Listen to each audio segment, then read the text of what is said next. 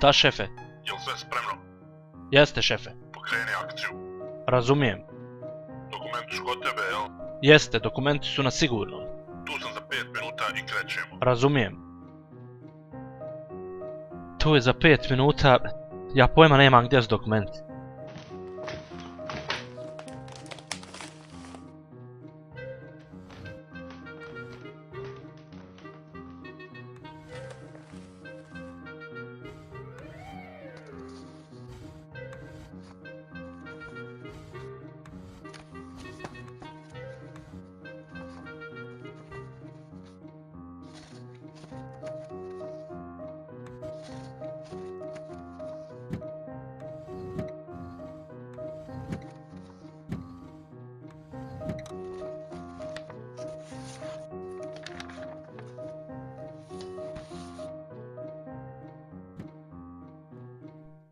Fuck.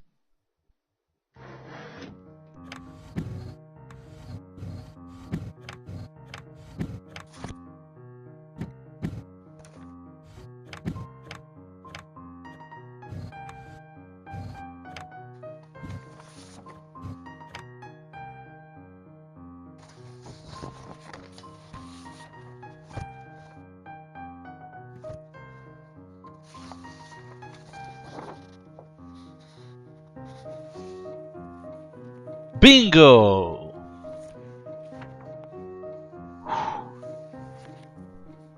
Čuti, dobro je.